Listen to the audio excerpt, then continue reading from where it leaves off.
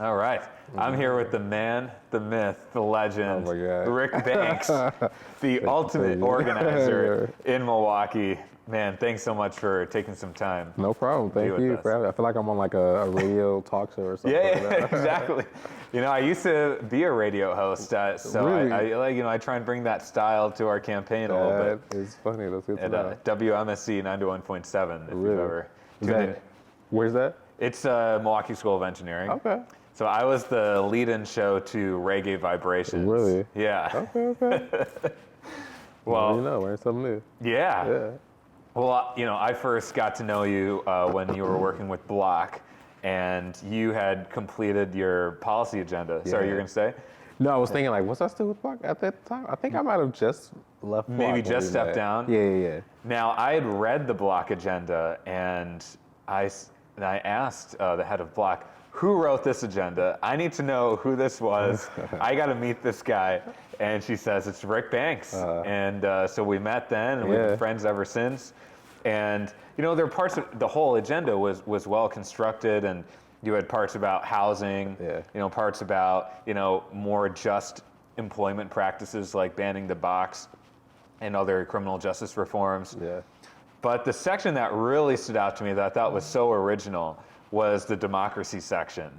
And you talked about not only automatic voter registration and nonpartisan redistricting, but then I saw you put in ranked choice voting on there. And I'm like, man, I didn't know anyone knows what ranked choice voting is. So I was just thrilled that someone was giving that a shout out. So just zoom out for us for a second. Tell us more about why you decided to highlight democracy issues as part of that agenda. Yeah, I think it's hard to tell that story without telling the full story of the agenda, right? Yeah. And so when I got to Block, we had been talking to all these people, hundreds of people every day, asking them what is it like for the Black community to thrive. And so we're collecting all this information and all these data points and concerns that people had. And I just saw the need there needed to be an aggregation of all this information so that we could report out what people were saying on the doors. Right. And so I just went through all of the data and combed through it and picked out what I saw as the high points, kind of the high level stuff. And everybody's pretty much saying the same things, and that was the stuff that you see in the agenda, which is we want the basic necessities of life, right? And the basic respect and dignity as citizens and residents of the city and country. And so for me, the democracy part in particular came from hearing people talk about how they wanted their government to reflect them and how they wanted to be heard in government and how they wanted their government to be responsive to their needs and to not have to deal with these oppressive tactics that are trying to keep them out of their government and from having a say in what they wanted to see happen. And so for me, those particular parts were, the first parts are, you talk about are the things that everybody talk about, right? We want to make sure that we're protecting the right to vote. We want to make sure that we're ending gerrymandering and things like that. But for me, I thought it was important to go deeper and look at the systems level stuff, because I like to consider myself a systems level thinker. And so I'm always looking at what part of the greater systems at play are influencing what's happening. And so just looking at, all right, let's look at how the elections happen just on the basic level, right? And asking the questions that people never think to ask, which is, all right, the winner of, whoever gets the most votes wins, but why, right? Why is it just the person who gets 30% versus the others who might get less than that win when that person still doesn't have a clear majority or mandate from the people to get elected? And so in the conversations that we had, the people's assemblies that we had assembled, I just brought that up and we had that discussion, and people was like, wow, you're right. Maybe we should explore other options. And so one of the options I had been looking into and watching videos about is ranked choice voting or instant runoff voting and stuff like that. So I brought that up and people were like, sounds like a great idea. And I was like, cool, got it in there. So it's important for me to bring those up in the conversation and to use the people's assemblies not only as chances to educate people, kind of push what I was thinking a little bit, but also to educate people on, the different ways that we can do things and how we can push back and challenge the systems that we have in place in order to better affect us. Because I think that part of what people are hearing also is like my vote doesn't matter. That's like right. if you live in a state like California and you know your state's going to go for Democrats, or if you live in Wyoming, you know your state's going to go for Republicans or whatever. You're like, why should I vote when you know my candidate literally has no chance of winning? And so for me, part of why I wanted to put forth the ranked choice voting in particular was like, let's give some hope for you know third party candidates or you know lesser known candidates to Independence. to be able to you know pull off a victory and squash the spoiler effect that I think keeps a lot of people from voting. Yeah. So that was a long answer. I love it. Yeah. I love it. And you I think pinpointed the biggest issue that I hear when I'm going around the states, which is how do we get government working for us and not the special interests? Exactly.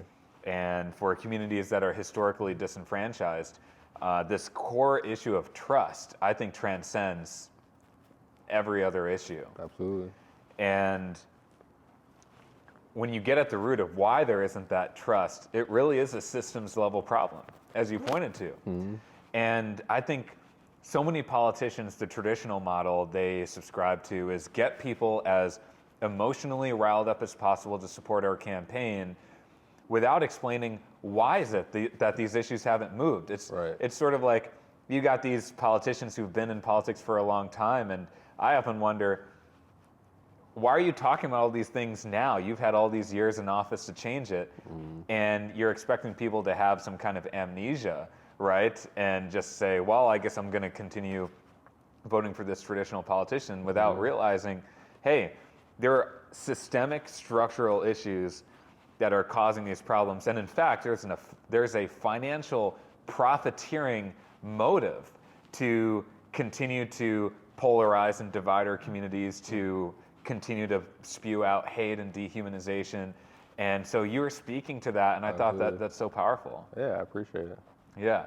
And so specifically with ranked choice voting, our campaign was proud to be the first and still only campaign to publicly call for ranked choice voting, as well as open primaries, to really open up our electoral system and get out of this binary situation that we have. And why do you think, and so BLOC, for those who don't know, stands for Black Leaders Organizing Communities. And so why do you think ranked choice voting, instant runoff primaries, open primaries, why do you think that would benefit the Black community? Because I think you allow more voices to come into the conversation, and to be taken seriously in a way that isn't allowed in the current system that we have set up now. And I think that if you allow those voices to come to the table and to have a real chance at, you know, being heard and being supported without it necessarily costing someone else that support, I think that we can present more just radical and forward-thinking ideas to bring those to the table, and have those be legitimized, right? I think part of well, never mind on that one, but yeah, we just need the system to allow those people to come into the table and say what they want to say, and we need to make voting as easy as possible, right? Like there's states, I think is it Wyoming? Maybe one state where like it's instantly like your ballot is mailed to you, right? Everybody. In Colorado they do that. Something like that, yeah.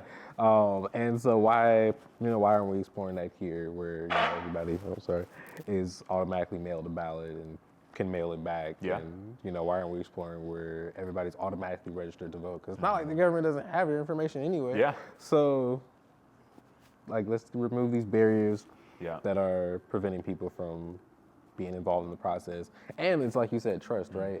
If you're trying to keep me out, like, I'm not gonna be trustful of like how I'm gonna be treated if and when I do get in. Right. So, yeah. Yeah, well said. And one part of the agenda that you and I think have bonded on over the years is just the idea of elected officials being responsive to their communities. And, we were talking a little bit earlier about, we were gathering signatures recently for a campaign. So I was just out there talking to normal people on the street. And the number of people who said, wow, that's cool, you're talking with us?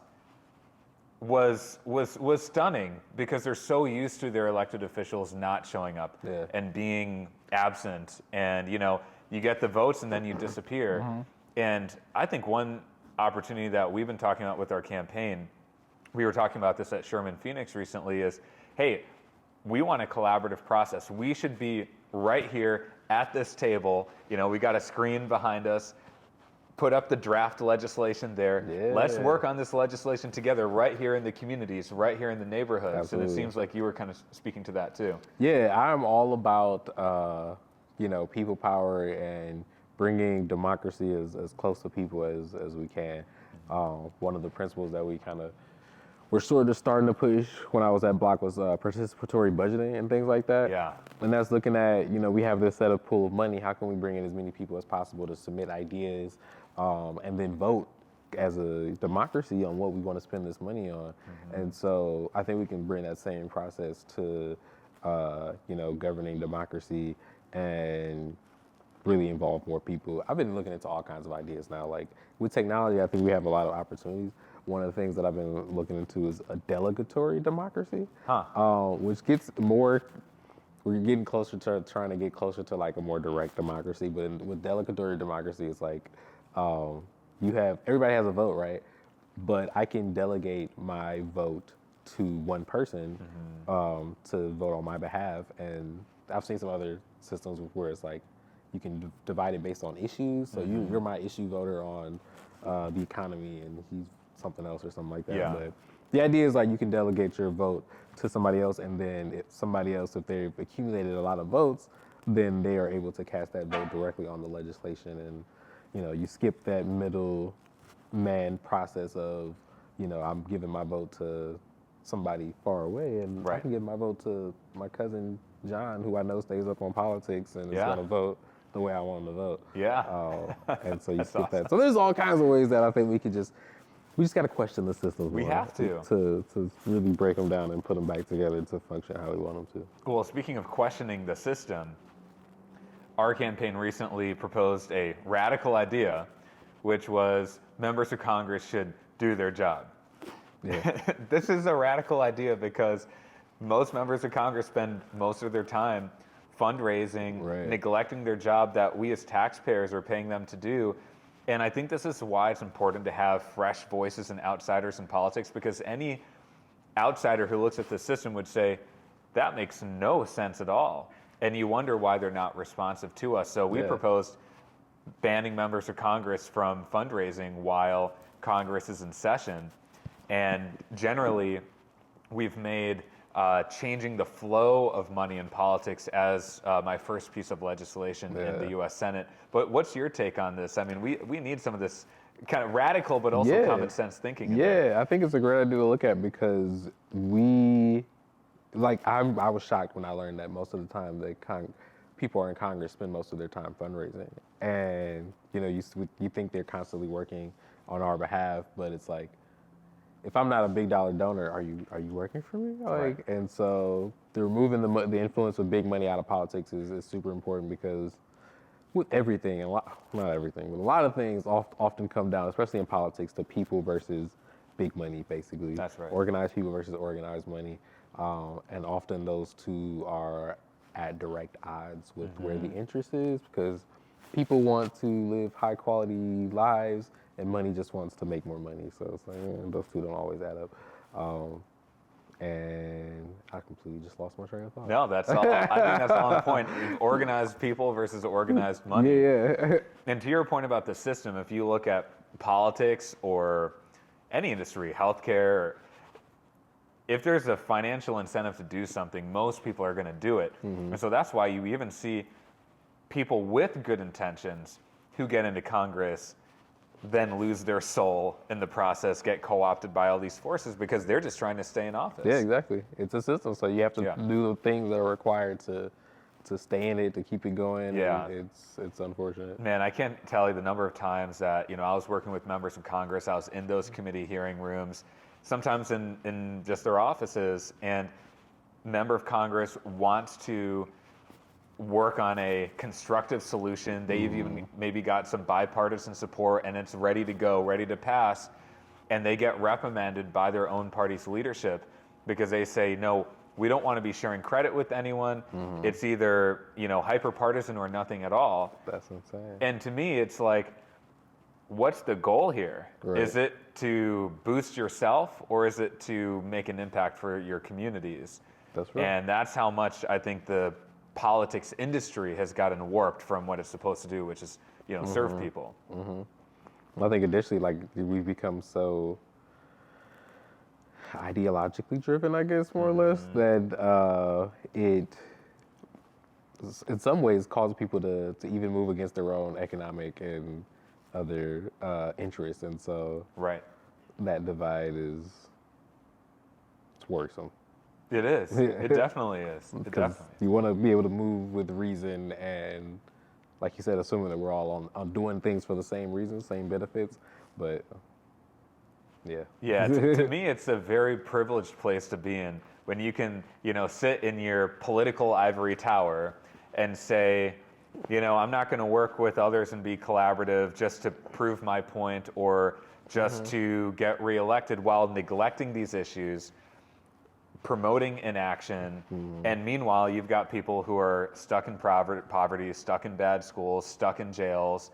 And so you're saying that your political well-being is more important than the guy who's stuck in the mass incarceration system right now. That's exactly what they're saying. That is like, Yeah.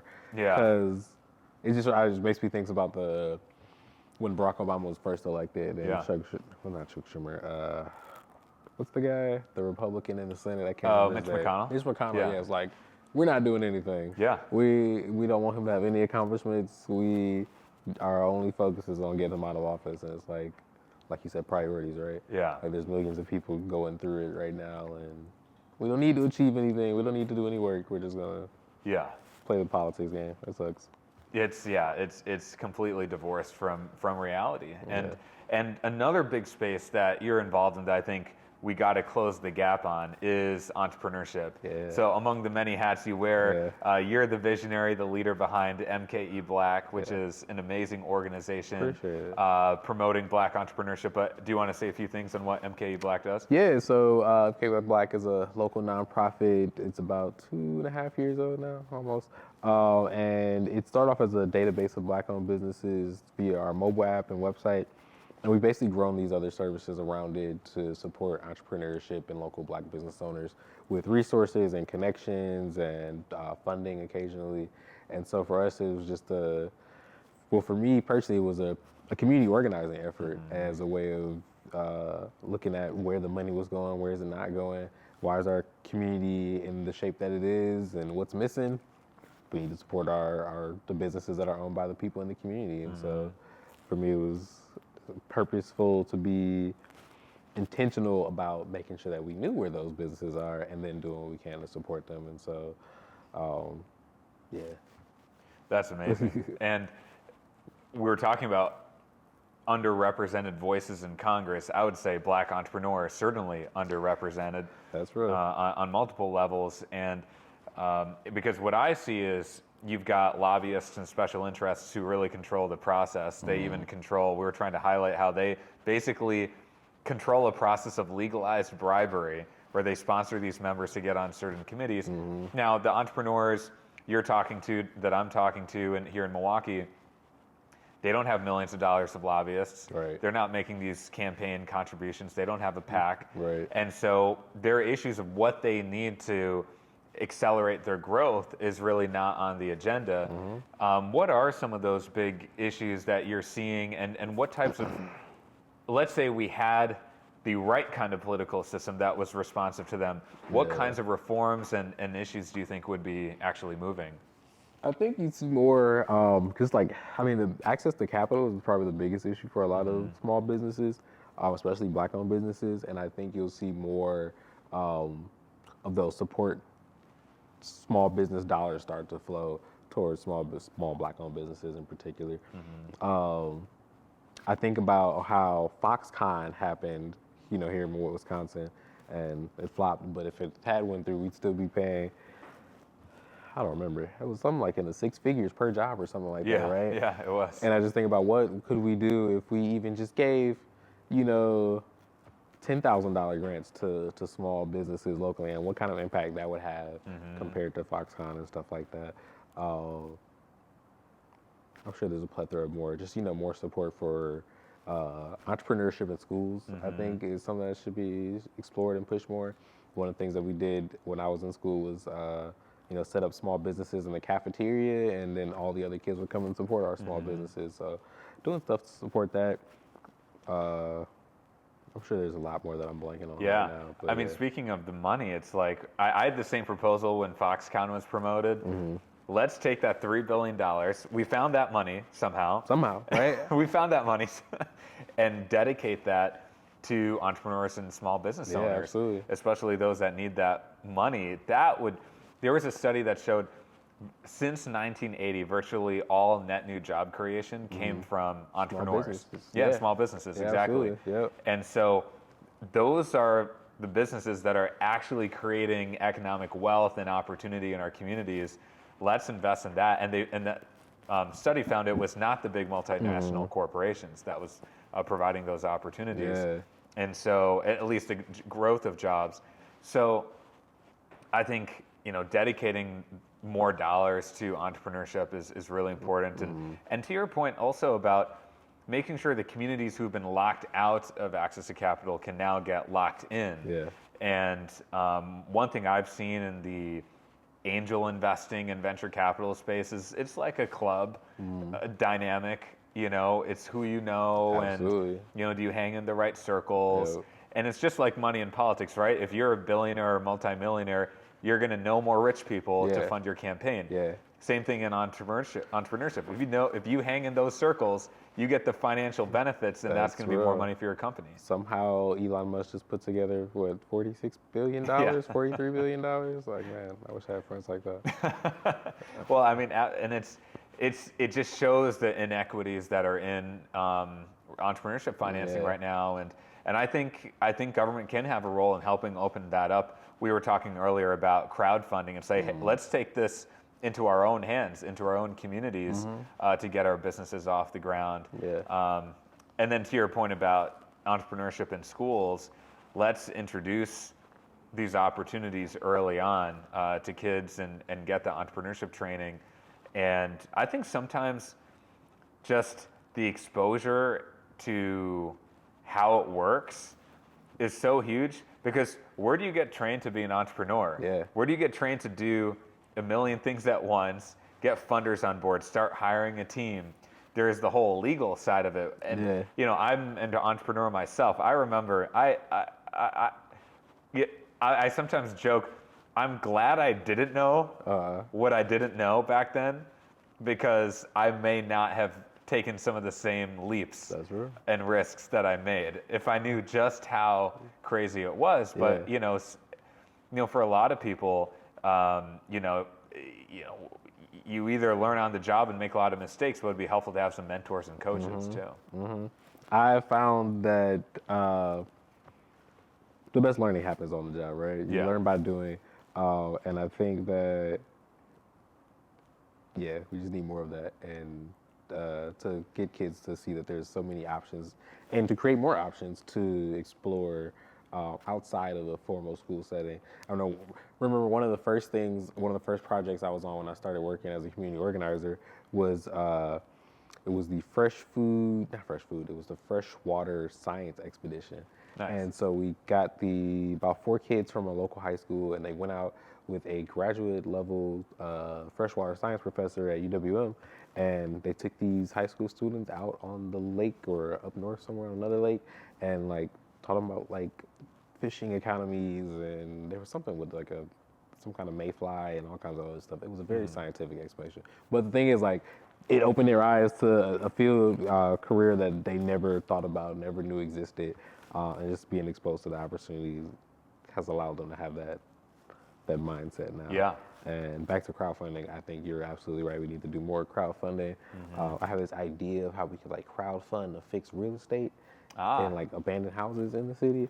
Just trying to get it together. I like it. Yeah. Absolutely.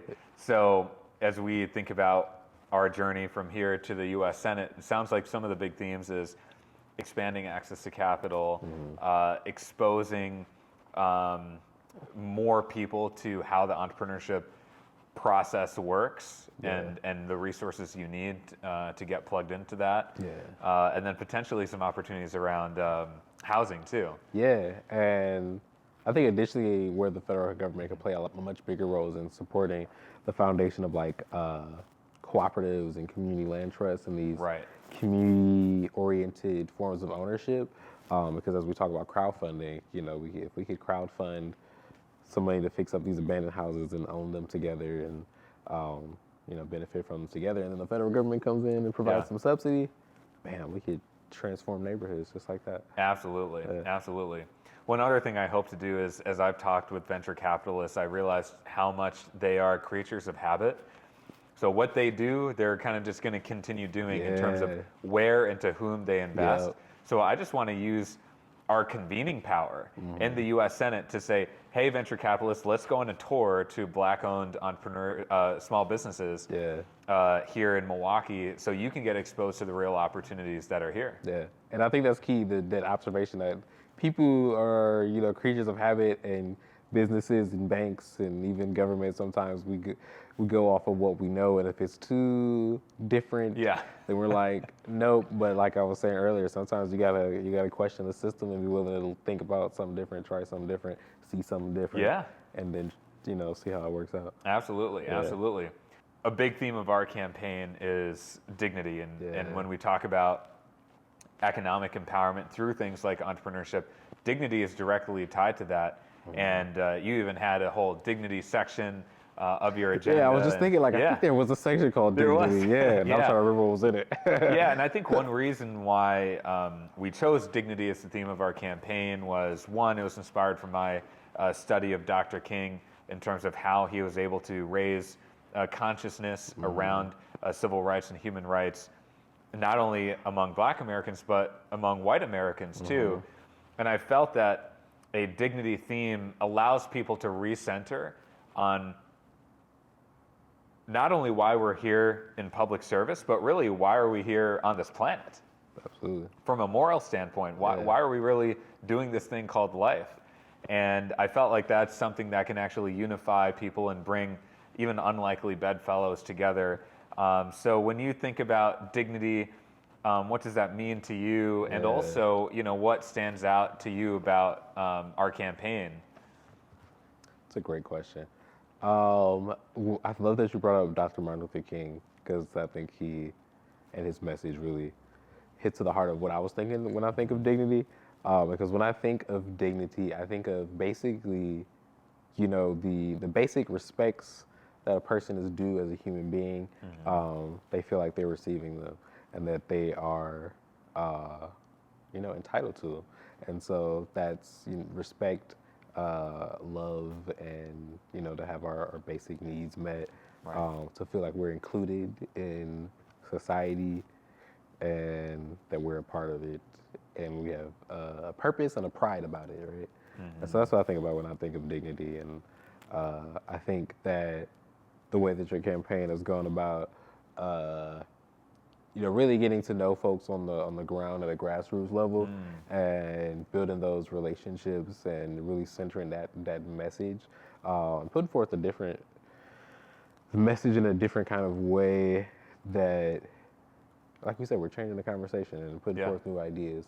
I think that is how your campaign is bringing dignity to, you know, people's lives, and just to politics in general, right? Like, we're going to talk about the real issues. We're going to keep it real, because I have respect for you as a human and what you need and what you say you need. That's right. Yeah, no, well said. I mean, it's about humanity at the end of the day. And I think perhaps the biggest fight we have in our politics today is not just, you know, it's not, to me, I don't see it as left versus right. The way I see it is people who want to promote democracy and a humanizing of our politics, and people who want to do the opposite, anti-democratic tendencies and dehumanizing rhetoric. Because at the end of the day, like, you know, this is a diverse country, and if we respect people and treat them with dignity, good things are going to happen. I learned that through something totally different than politics. I learned it from playing jazz music. Wow. You know, playing jazz here in Milwaukee, I noticed that the spaces we created in jazz affirmed people's dignity and humanity. Yeah. And then we were coming from all sorts of different backgrounds, but then the art we created was like an evolution. Yeah. I feel like that same opportunity is there in our politics. Yeah, absolutely. And I love that it coexists amongst differences, right? Like you can come from we can all be from different backgrounds and stand firm in who we are and really come together to create something beautiful and recognize the dignity that we have in each other. And as I think back on like my MKE Black work, I'm like, for us, it's about dignity too, right? It's about making sure that our community has the dignity in knowing that, you know, we have well-established businesses and that we are able to take care of ourselves, basically. And we want to do that in communion with other communities and make sure that we're all taking care of each other. So Yeah. yeah. Yeah, and you know, our campaign, like you mentioned, we're doing this campaign differently. We want a different kind of politics that centers dignity, that gets government responsive to our communities. That is a revolution. Yeah. In many ways. It is, you know, when we started with that mission and then we added what the policies and agenda items mean for that, we're talking about things that no other candidate, Democrat or Republican, are talking about. But I feel like this is a moment. I feel like this is an inflection point that people are ready for, that there is an exhausted majority out there absolutely. that's ready to go. But you are such a skilled political organizer. Do you think people are ready for the revolution? Yeah, absolutely. Yeah. Like you said, there's a disenchanted majority that, you know, on both sides of the aisle for almost the same reasons, you know, like just like kind of how I talk about the urban-rural divide and how like same issues really. Yeah. And so all across the spectrum, I think that people are hungry for type of politics that brings dignity to themselves and their communities, and empowers them to exercise that. I've always felt like the real transformation in politics that we're after is, as you mentioned, that, you know, a Black Lives Matter protester in Milwaukee can find common cause with a small family farmer that's dealing with bankruptcy issues, suicide issues, and a federal government that's not on their side. And they're both coming from different backgrounds in many ways, but there are common causes there too. And that, to me, I feel like is the dignity coalition we're trying to build. Do you feel like that's possible? Yeah, absolutely. I think for me personally, I've also kind of become more local oriented in a sense too. And I think that part of it is like, yes, we have a lot in common and we want a lot of the same things, but the things that we want differently, like there's no reason that we can't both have our own thing differently, right? Like why can't you do your thing over here, I'll do my thing over here, and we live happily ever after. We come together on things we come together on, the things we can't, we're like, all right, you do your thing over there, I'll do my thing over here. And I think we need a little bit more of both of those mixed in. Definitely. I think we have a lot of politics is just, I want you to live how I live, even though you're way over there and don't affect me whatsoever. So, Yeah. You know, the great line from Dr. King, and my organization, Millennial Action Project, did a conference with his eldest son, and he mentioned this a few times, the line that you can't be what you ought to be until I am what I ought to be, and I can't be what I ought to be until you are what you ought to be. Yeah, that's deep. That's the kind of politics we need. And when I think about the U.S. Senate statewide, you need a leader who's able to see those differences and common causes at the same time, and not write off people and not just, you know, hang in your own corner, but really see the dignity themes that transcend all of us. Right. Any final words before we wrap up? I got nothing. It's great. I learn more about you every time we meet. It's always something amazing. Like, how was the radio? Yeah, absolutely. WMSC. You've had quite a journey into different pathways. Definitely non-traditional path for sure. But yeah, I mean, that's a big part of our agenda. Like, how can we get more non-traditional people to run for office? That's right. That's really the theme of that agenda we release is like, the banning members from fundraising got a little bit more attention, but there's a whole section on like getting working people to not just vote, but run for office. And that's a part of, I think, like the democracy stuff we were talking about, right? Is like not only reducing the barriers to voting, but reducing the barriers to being able to run for office. To run for office. Because if you're never able to put your ideas at the table, then... Absolutely. No one talks about this because to me it's very hypocritical when you see party leaders who talk to working people and low-income people and say, you should vote for us. But they don't enable them to be at the decision-making table and run for office. You should join us. And exactly. You should join us should be the real message.